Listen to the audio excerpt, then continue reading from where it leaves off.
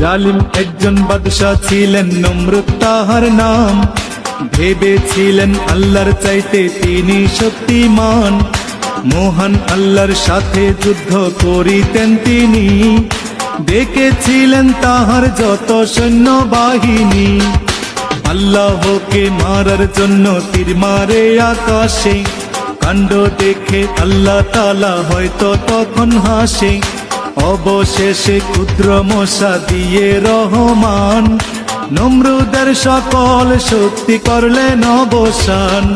রাখে আল্লাহ মারে কে ঠিক রাখো ঈমান, মাছের পেটে বাঁচিয়েছিলেন ইউনুস নবীর প্রাণ।